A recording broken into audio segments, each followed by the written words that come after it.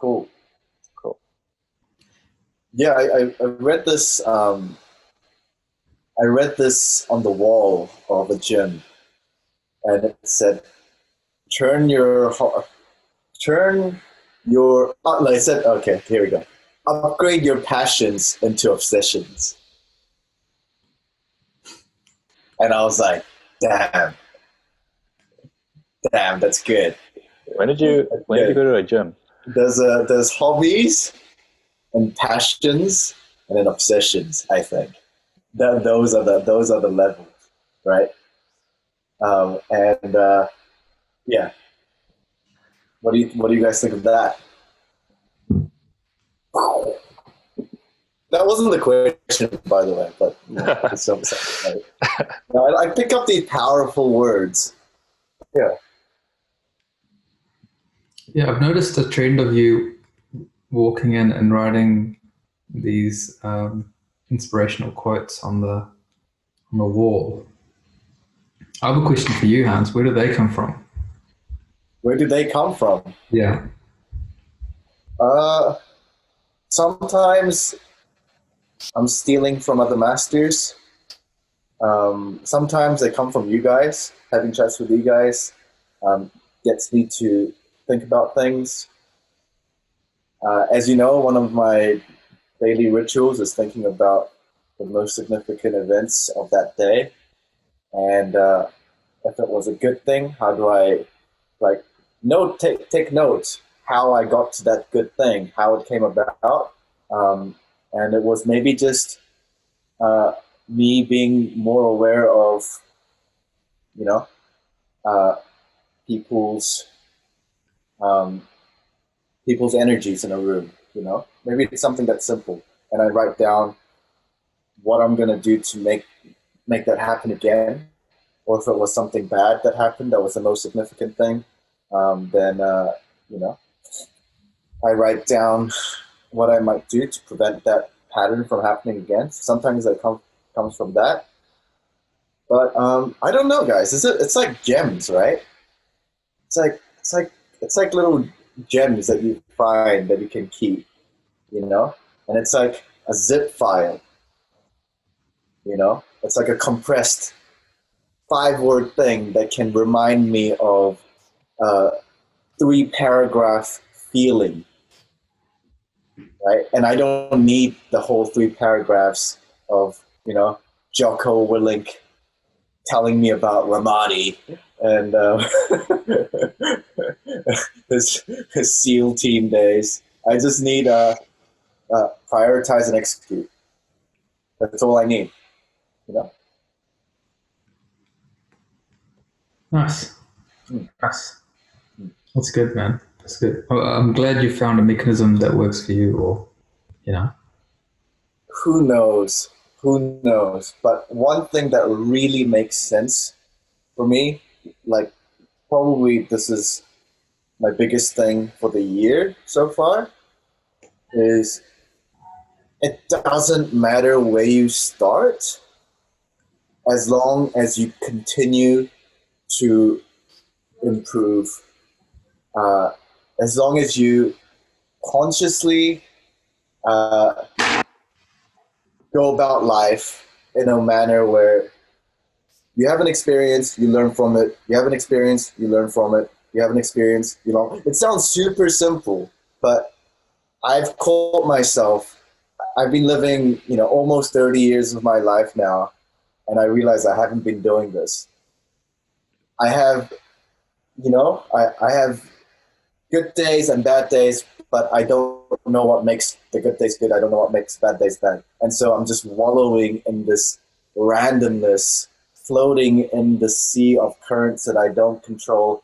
And I'm just, you know, just fine with it, just floating. Oh, today was a good day. Today was a bad day, you know? But if I can just take one tiny hair of what makes a good day good, right? And make sure that hair is turning into a weird story, but exists the next day. I can control that, you know? I can control, okay, make my bed. I can control that. Okay, keep your workout gear, put it in a bag the night before, right? Keep it by the door. so I don't forget. I can control that. When I walk in the room, regardless of how I'm feeling, what kind of fucked up dreams that I had or anything, smile and say hi to my colleagues, because how would I want the week to start? Oh, how's your weekend? Oh, it's all right. Versus like, hey, morning, man. What's up? You look, why are you so grumpy? Just like a little, you know, um, and you just build, right? You don't forget it. You just keep building. And I think over months and years and decades, if you're consciously doing that, I think that's powerful. Nice. Word of the day, people. Word of the day from Hans Kemp. All right. Here's here's the T-bone of a question for you guys. And Bryan, you're included in this as well, so don't like. I can cut myself out if it's a terrible answer. Don't be a silent ninja. You're doing it then. Okay. In which period of your life so far do you feel like you have learned the most?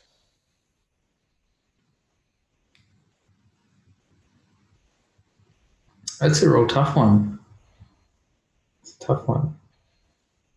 Because you're learning something in every period of your life. I don't think it,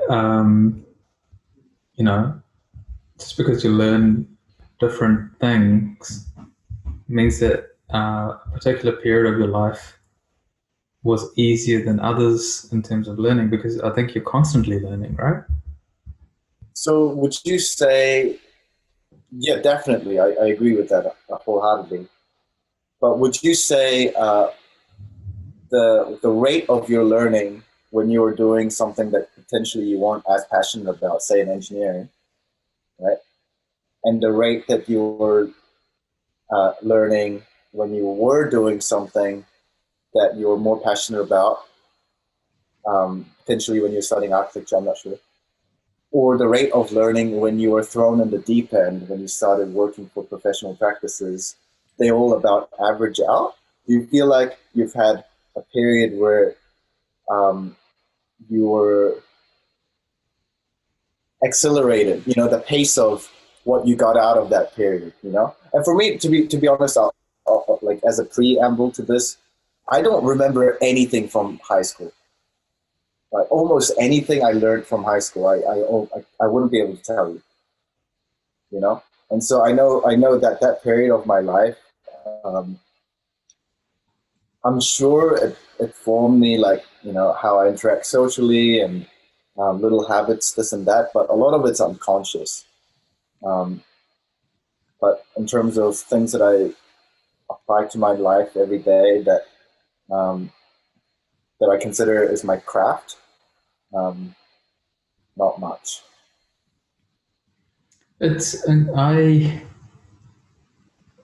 I feel like that's a bit sort of a narrowed bandwidth of looking at it, because, like, say for example, when you said, okay, I'll speak about myself, right? When I was at engineering, studying mechanical engineering, I quite possibly didn't enjoy it as much. It really, I don't know, it didn't stimulate me enough mentally, and I just was not as engaged as I possibly could be with it. But at the same time, I made a lot of new friends. It was a time for me where I was with a certain group of people at high school, and then I moved into university, and you start to meet new friends, and I'm still friends with them 10 years later on.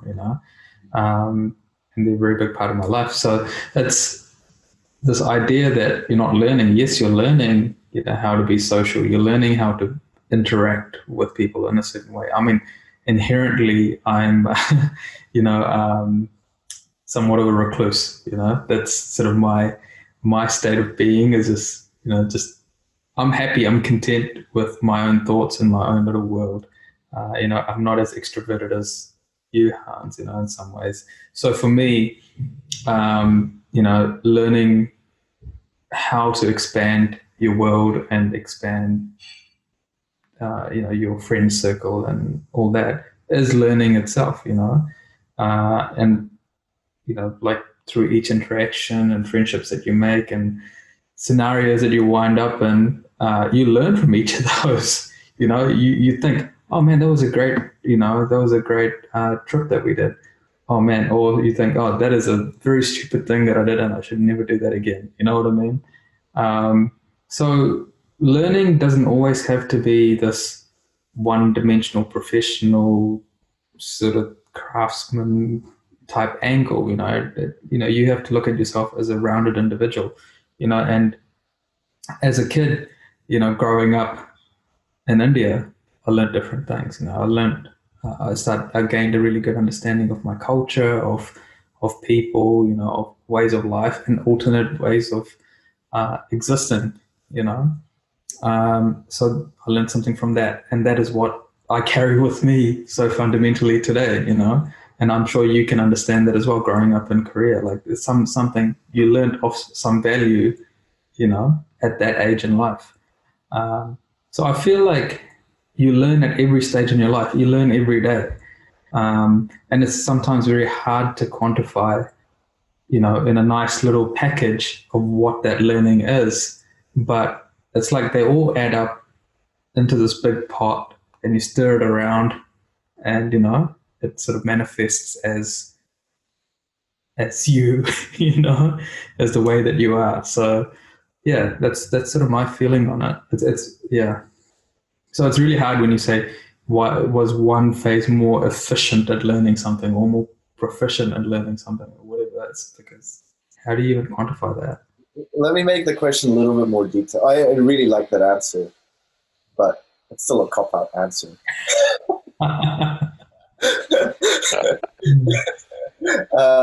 Let me make it a little bit more detailed and say, in which period do you think you learned the most about your craft and your profession? Well, that's a very different answer. I mean, a very different question, um, and it really would be definitely in the later years of my life. It's really when I was at architecture school. I understood. Well, I'd lie if I said I entered architecture school knowing anything about architecture. That'd just be this absolute lie. But at the end of it, anyway, I understood what it took to be a craftsman. I was far from it. I still am. I wouldn't say that, but it's very much I understood what it took, to be one, and sort of the energy required, the patience that's required, all the different dimensions of it, So I would say, yeah, definitely, going to university, being with like-minded peers, and actually, feeling that passion that I guess that's what you're trying to target at with this question is, when did you feel the most passionate is probably the question. And I would say it was at design school, is when I felt the most passionate about something,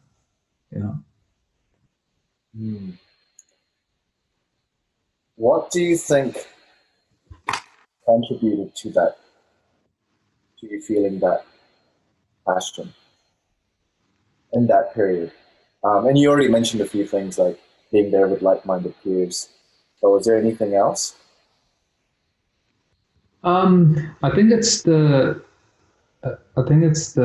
openness of what you can explore. You really are limited by your imagination. It's you can explore any ideas, you can push any project as far as you want. Yeah. So I think that's what makes it kind of special. I mean, once you're in the real world, you're passionate about very different things, but those things manifest with very different, how do you call it, parameters, design parameters, right? Some of which you can't control. To some you can control, others you can't. And the beauty of being at design school is that you set those parameters. It's almost like fixing a deck. You know what I mean? Like you can rig it in some ways to suit you. You know, and I think it's a very special time in your life where you can explore things to the nth degree and just mix it up. And I think that's why I encourage, even students going through design school now. I'm like, hey, it's hard to realize that in the moment. That's one of the things that I am conscious of, is that when you are at design school, or in the early years anyway, you feel very much like you're following a rule book. And then something happens as you progress through the years, and you realize there is actually no rule book, and you can break all the rules. You can do whatever you want. You can completely flip the brief if you want to. If you can justify it, you can flip the brief. You can, like you were, telling me, Hans, take the position of, well, how would an alien approach this project, or how do you perceive a project a certain way, or so when you realize that there's no rule book, and then when you actually leave university, then you realize there is a very different rule book to the real world. So it's like this. It's quite a crazy thing. You come in thinking there are these rules, and then you realize there are no rules, and you can flip the script and explore all these sort of things. And you go into the real world, and then there are rules. It's kind of like, it's like this weird sort of stage that you go through. When was the moment that you realized that there were no rule books? There were no rule books, and you could flip the brief? Well, I mean, I don't think there's a specific moment, but you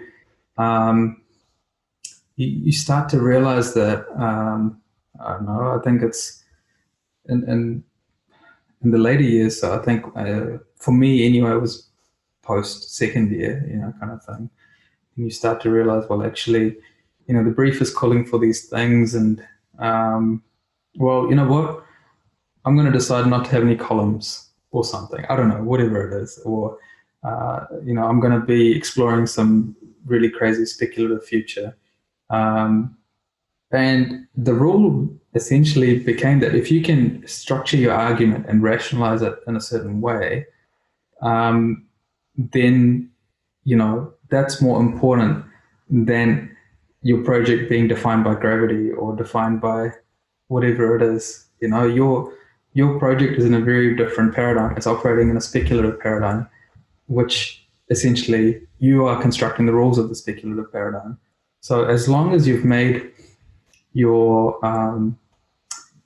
paradigm very clear, what are the rules of this paradigm, you can build whatever you want within it.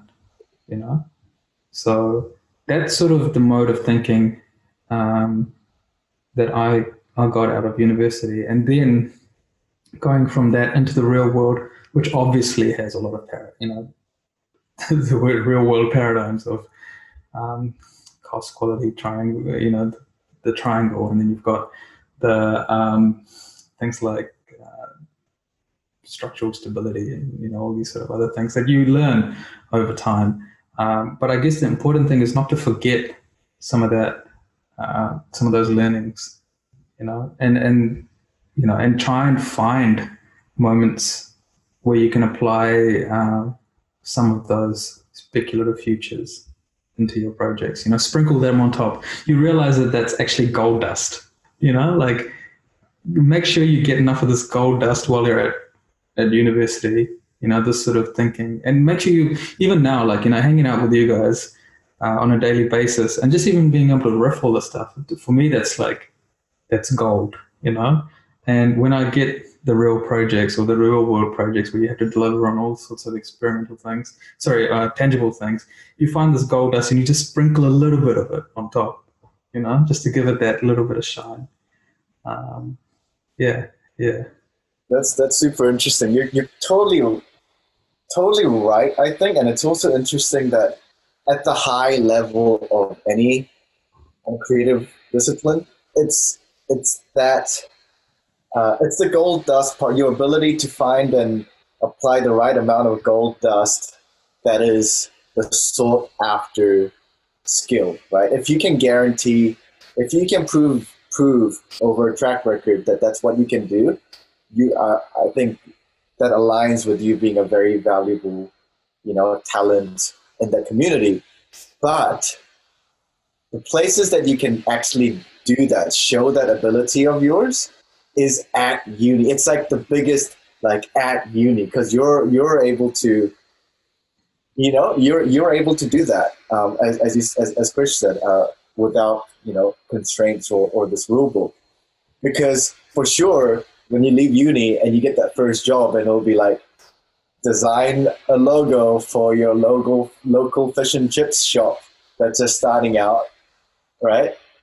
Like, there's just such little room to add any of that gold dust, And if you're trying to showcase that edge of yours, starting at that point, then you're kind of the amount that your projects will show that will increase incrementally.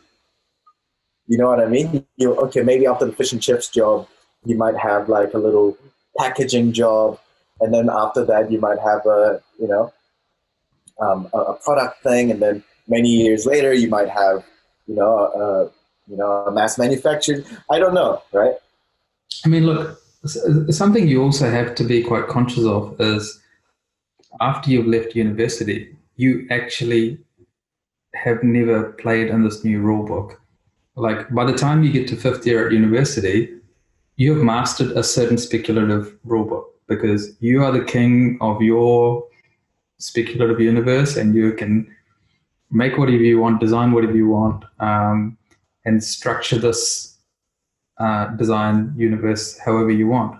But the reality is that when you come out of university and you're operating in the real world, and you're operating in a different rule book, you don't know how to navigate that rule book, and that is something that you have to acknowledge. If you are going to, I guess, indulge yourself and to be part of this universe while you're at university, right? Not everyone does. Some people are much more pragmatic about it. Everyone has a different approach.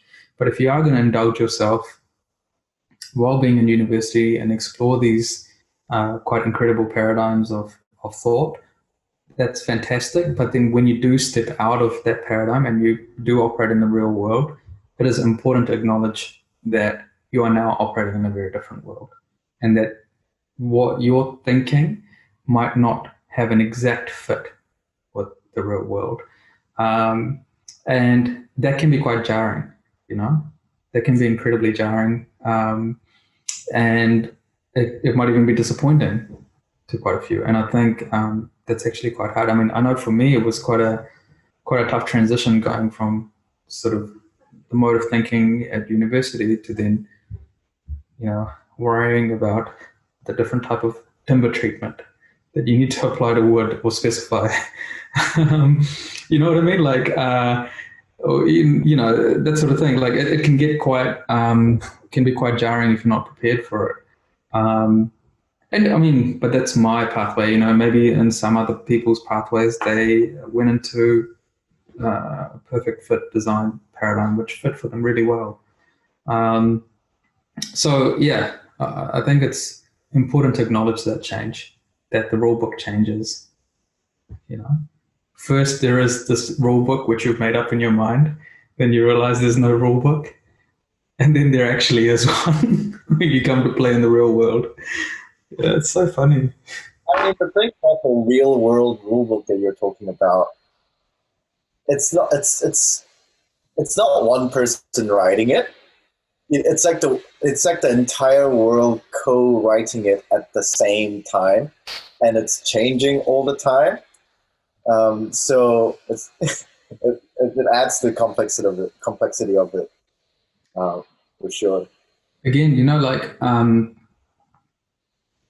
I keep saying like there is a real world rule book, but again, there isn't.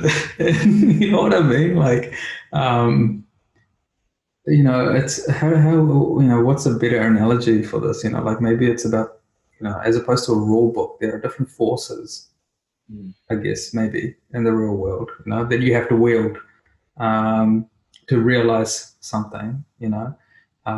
At the end of the day, you can, you know, probably realize whatever you want. I mean, bloody hell, Elon Musk is sending people to Mars, right?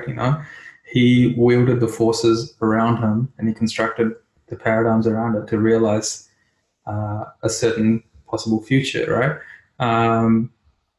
So again, I think it's about understanding the forces that are at play and then building on those forces.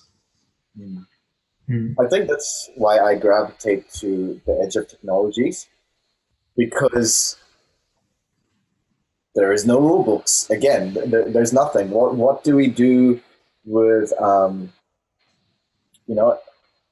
twin revolutions of infotech and biotech?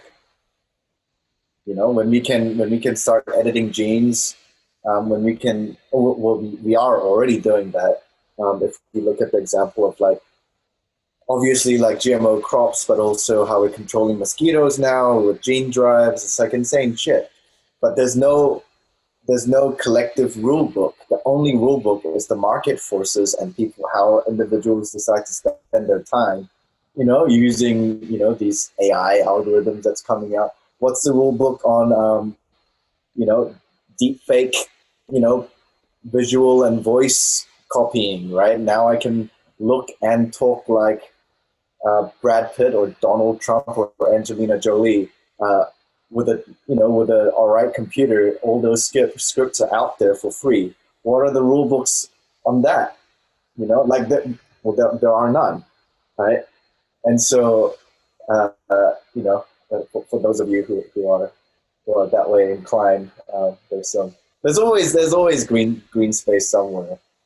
Mm-hmm. Bryan, unmute yourself. Hello. It is. You had some time to think about this now. Which part? You asked like 4 questions. No. Yeah. The one question: in which period of your life do you feel like you've learned the most? Oh, so the first one.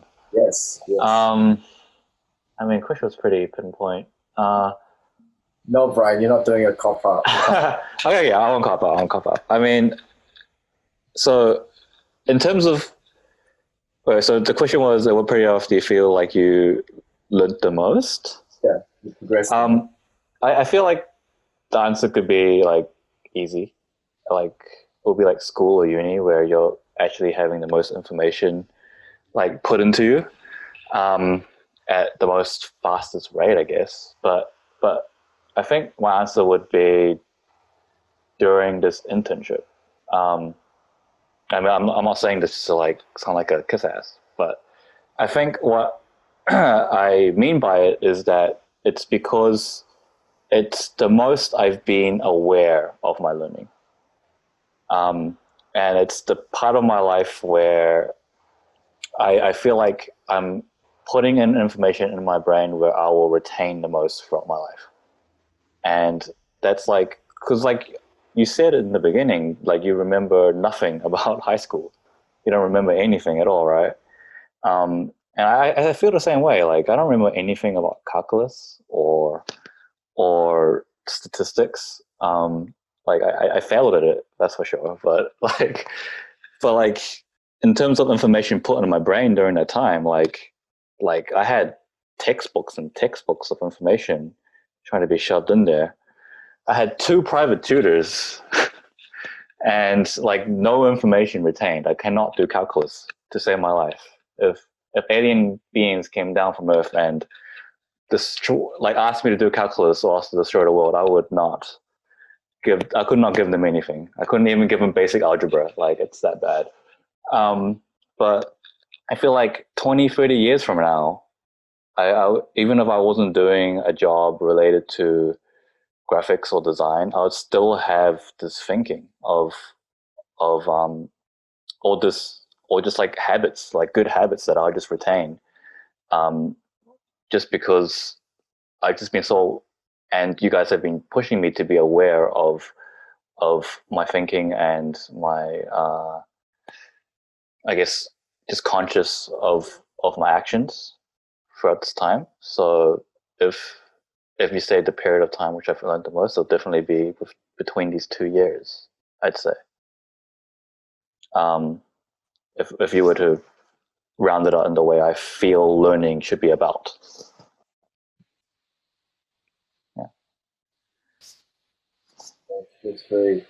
I'm really glad to hear that.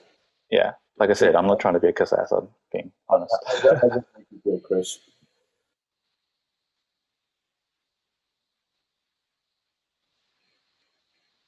What was that, Hans? Chris, how does it make you feel? I think that's it's good to hear that you're getting some value out of this. Fundamentally, no, I'm really glad that you're getting the sort of habit building that is required out of this, and even for me and Hans, we've got a long way to go in terms of our own habit building. I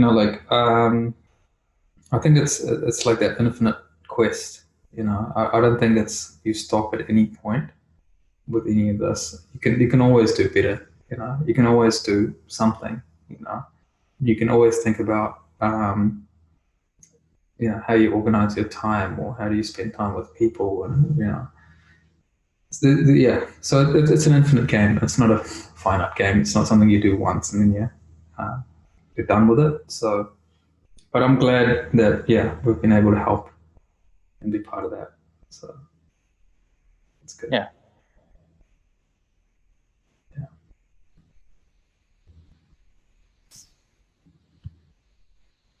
Have either of you guys got a question, or do I get to dictate this?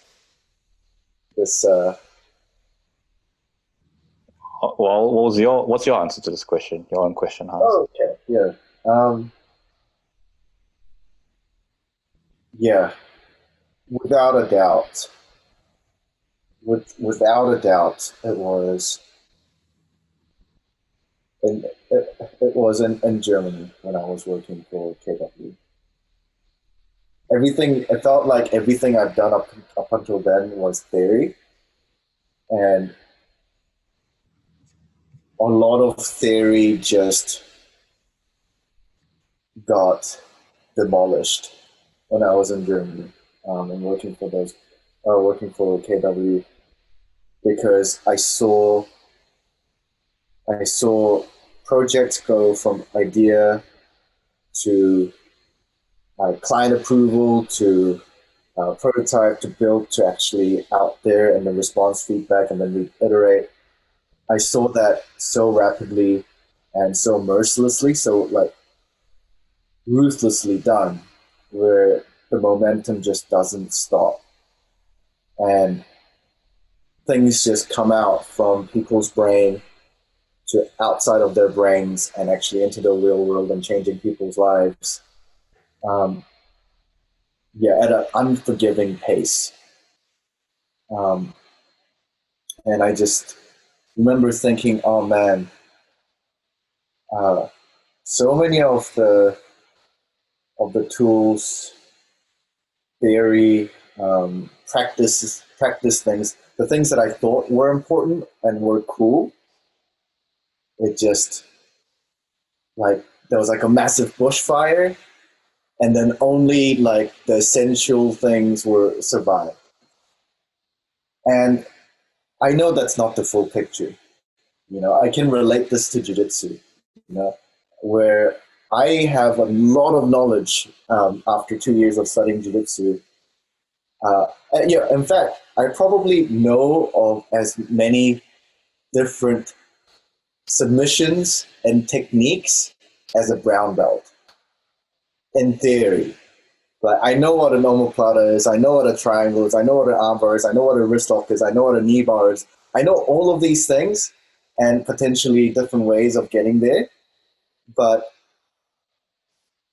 in practice, right, the guy who practices one of those moves, right, and is able to apply a lot of pressure while doing so, will crush all your theory-based stuff, you know. And so that, so I know that the whole gamut of things that you might learn, you know, during your education at either university or YouTube, like they all work and they all apply and they'll all work in the real world. I don't mean to say that they don't, but when it becomes powerful, it's about how much of those theory-based things that you actually apply and practice and get it to a world-class level where it starts really working for you.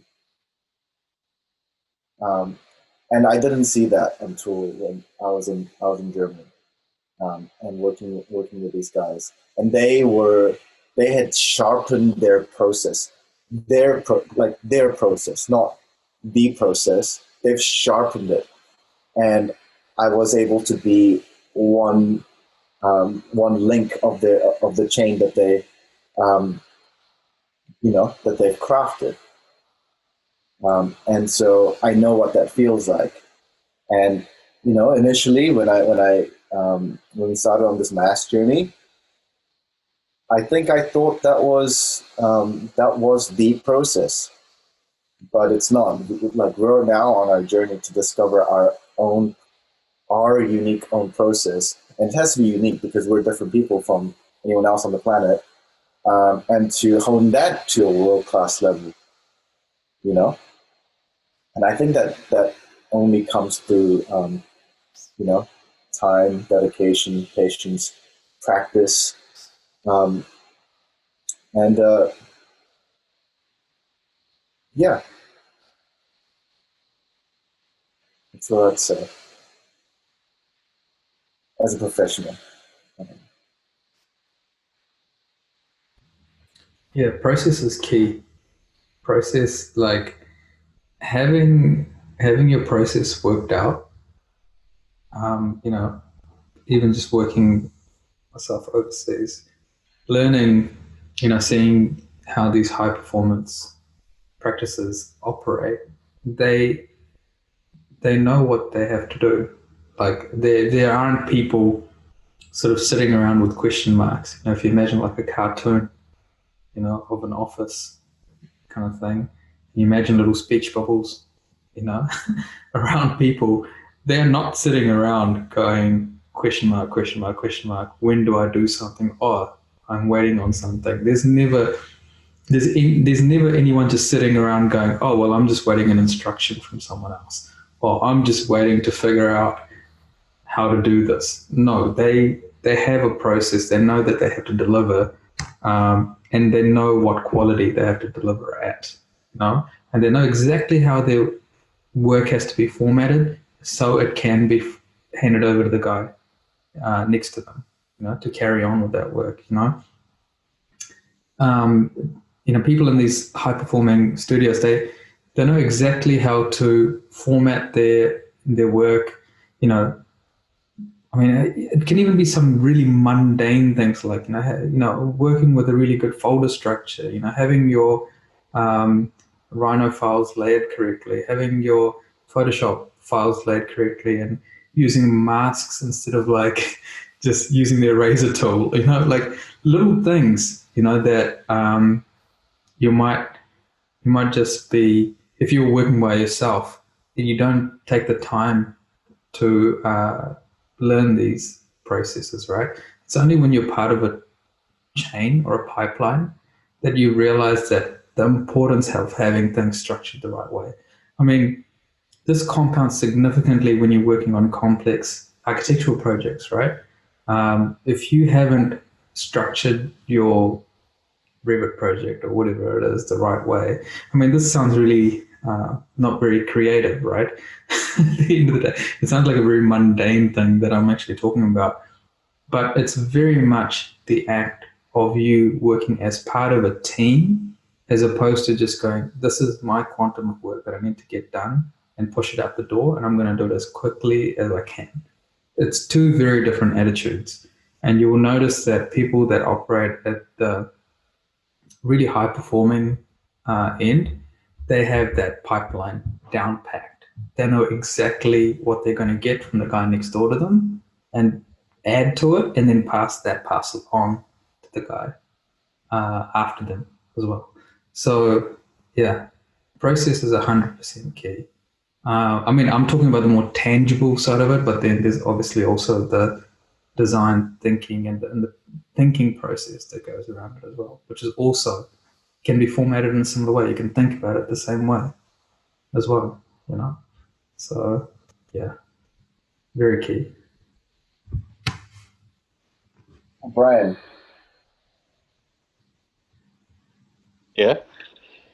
I want to pivot into the last part of our conversation. And Yeah. I have no questions, but I just want to learn something new about video games and psychology. Video games psychology. Yeah, I don't know. I want to ask something about like the role of ego and when you're playing a video game with other The people. role of ego. Yeah, is ego a good like what situation does ego get you into trouble? I don't know. I don't really have a question. I just want to learn something new about video games. Tell us a story. Tell us like I don't know like I've given you a lot of. I think I've given you most of them. Wait, what's this about? E-girls? Are you talking about? Or you said Evo? what? I thought you said Yu-Gi-Oh! I thought you said e-girls. No, Wait, did you say Evo? no, just video games online. Video games. Yeah, yeah. Wait.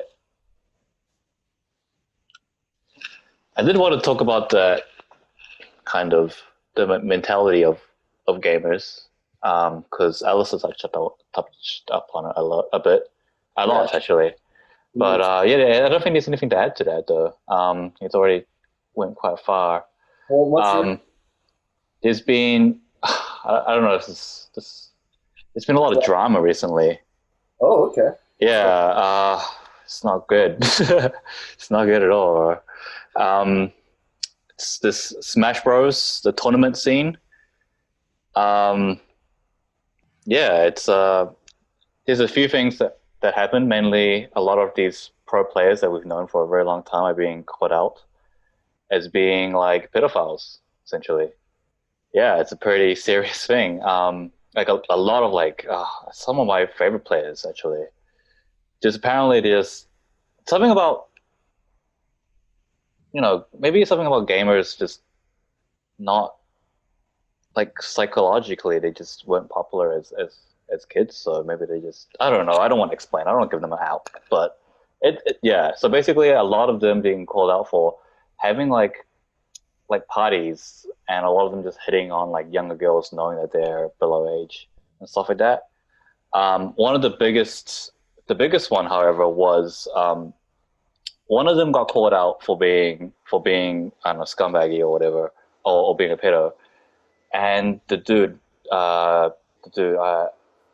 don't want to give any names, I guess, because he actually had to send out a video publicly announcing his like organ deformity, like his penis was basically unfunctional because when he got a the Jewish people when they get their foreskin cut off, apparently that procedure went really wrong, and he like couldn't get an erection, and he publicly had to tell that to defend himself, and it was super hard because this guy is like he's on the spectrum. He's one of like the greatest players, by the way.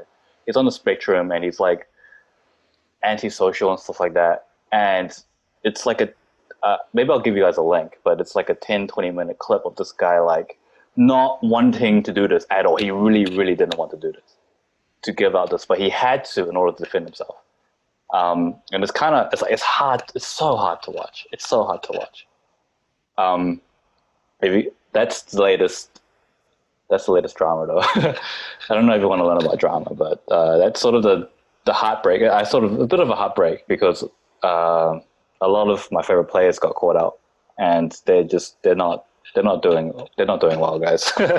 It seems pretty bad on that end because yeah, because it seems to be quite factual at this point. I don't want to say it is because, and it's really weird. Like this is all blown up through Twitter.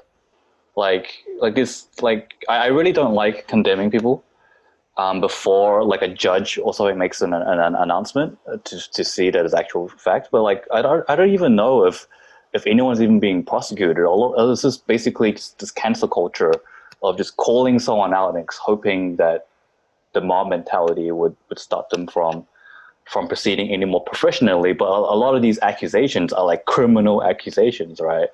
Like you go to jail for the shit.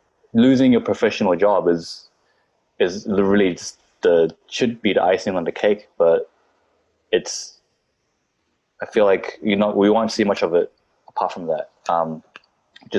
Which is scary to think about. And yeah, Twitter's toxic. I know I've told you to get onto it, to share our social media, and it has really good points. But in terms of this overall like mentality with Twitter, it's not great. From what my previous experiences with it and from what I'm getting out of sources I'm mentioning.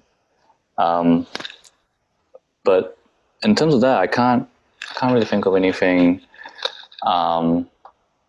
gaming related. Do you have a question or anything for games that you would like to ask? That would push us away from that, because that went quite deep.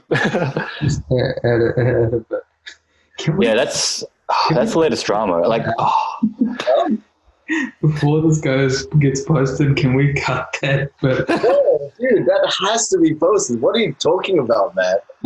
I don't know. Yeah, no. That was the top of my head sort of thing. Sorry. I'm about to give you my reaction to that. Yeah. Okay. Yeah. It's just like my first reaction is like, what the fuck? I had no idea that was going on. But I was watching the Michael Jordan documentary recently, and they were on like the fifth or sixth episode. It's like he loses a game or something, and at this stage, people have this pristine image of Michael Jordan. Right? He's just the favorite athlete in history ever, international superstar, right? And I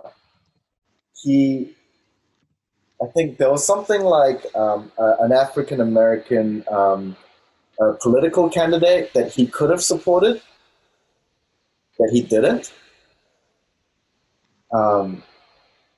And people just saw that as an imperfection almost, and they just called him out on it, And Michael decided not to comment on people calling him out on it, like why are you not supporting your own community, kind of thing. And eventually, when he did, he was like, "Well, I'm just another guy, and I'm an athlete, and why that's how I picked it up anyways. Why does my one thing mean any more than anyone else's? I don't feel like this is something that I have to talk about. Like there was that, and there was one time where after a loss he went to Las Vegas with his dad or something, and spent like a few tens of thousands of dollars or something on gambling. And again, that kind of people saw that as like an opportunity to kind of point at him and be like, dude, if Michael's addicted to this stuff, he's spending tens of thousands of dollars at the casinos. Is he lost focus in the game? Like all this kind of stuff. Someone wrote a book about it. And I could tell that Michael talking about it in the interviews and the documentary. Well, for him, like tens of thousands of dollars is pretty much the same thing as tens of dollars in our pockets. And he was never addicted. He was just going about his it wasn't anything strange, but people just decided to point at it and like blow it out of proportion. And when you're, it seems that when you're as famous as he is, or when you're kind of a public figure, that just snowballs into an incredible amount of pressure that normal people can't relate to. And yeah, what you're talking about with Twitter, not in this case, because there might actually be some really, bad things that are being called out that might be true and that might be hurting, other people's lives. But a lot of people, as you said, are doing this on Twitter to get a reaction because they are kind of, I feel like, they're not anyone, they're just another user. And then if they can say something that can provoke and get people to, like start a domino effect, I imagine that would kind of make an unknown player on the internet feel significant to be able to do some damage to this potentially, public figure, which I think are kind of like the modern day, like Roman mythological gods. I think are like, we see celebrities sometimes in the same way. Like we don't think about them as humans. We're just, you know, they're this name, this brand. Um, so I think there's like a bigger kind of cultural uh, tangly thing there. Um, and again, like nobody knows what Twitter is. Like as in nobody knows. Even the people who are building it don't know what it is and the impact it will have because it hasn't existed before, right? Like I know one of our friends, Carla, at one of the lectures at the design school, was telling me about how Twitter has become one of the most important tools for researchers to get their word out about new research, right, that they're doing. So academics are using it to uh, get to post and um, discover and peer review journal articles and stuff. So is that good? Probably some parts of it. Probably other parts of it, like do academics need to spend time on marketing themselves on Twitter and building a following? Is that good? I don't know. So that's my reaction. It's a good reaction. Yeah, Twitter's a beast on its own. It's just like if everyone has a voice, like I don't know. Yeah, I really like the Michael Jordan analogy though, because I really like, yeah, I don't know if I agree with like if like wanting to bring people down. I don't know if like inherently people really like want to do that as an unknown person to like have a chance at the spotlight, but maybe that's just an optimistic view from my end. Um, I think maybe people do see it as like a form of justice. I think Twitter is very, or just social media is very justice heavy, and when they see injustice being wrong, they just sort of jump in the bandwagon, and they want to see justice brought down on people who do bad things. And I feel that's a really big part of it, despite not knowing if if justice needs to be brought down. Like they don't ask why, they just ask like do we like they don't really deepen, they don't really go into the information, they don't even know these people, but they, yeah, the moment they smell like a bit of like wrongdoing, it's like they just they just pile on. This is the same for every social media platform, by the way, like Reddit, Twitter, everything is just very just justice, just a lot of, if you do something wrong, they just hate you straight away. Yeah. Actually, But my mom was telling me that the mayor of Seoul um, uh, killed himself because I don't know the full details. This is just something that I heard from my mom and grandma in the car. They were discussing this about how this guy had built up his career as this very clean image person, like never a scandal about this guy, right? And that was one of the main kind of reasons that people could trust him, right? And something happened in his personal life or something, but someone dug up something about this guy, and that kind of tainted his image, and he couldn't handle it. Is the picture that I gathered, and so yeah, it's like when you become that kind of public personality, like I think you just have to be the only way to. I don't know. I can't talk to this because I don't know anyone who's like this, but I feel like someone like Gary Vee. Um, he got there by being completely honest and authentically himself. It feels like, it seems like, so that he doesn't really have um, things to hide, and a lot of the bad things that about himself and his traits. He just straight up about those as well as anything else. Um, and it feels like, yeah, I don't know. Yeah. I wouldn't want to be in that position. Yeah, yeah. No, it's a good way to do it. But it's just like if anyone gets any dirt on you, it's just like your career is over. But this is so weird because like the idea of it, like how does I feel like it comes from a good place where people want wrongdoers to go bad, but how does it end up so dark? How does it end up being so toxic at the end?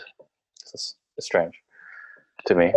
I often think about this. Like they say, I think someone was talking about the trade-off in the relationship between privacy and convenience that what modern technologies are giving us is this incredible convenience and options of I can eat this six. I have options of 16 different um, cuisines that I can have tonight, and I can have it all delivered to my house. Super convenient. But in order to get that service, you need to have an IP address. You need to have GPS. You're giving people data about your food choices, your diet, your living patterns. You're sacrificing a certain amount of privacy to get that convenience, and that seems to be kind of the trade-off.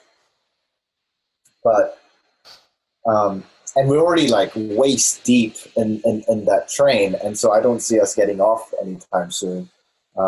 People might say like, "Oh, privacy is important," but I feel like the actions speak louder than words, and that actions are clearly saying that man, Uber's great, Airbnb is great, and like people don't think about the privacy that they're giving away. And in that sense, I like to think about, as a designer, I always think about the extreme. Like, will I be okay with ultimate convenience for zero privacy, right?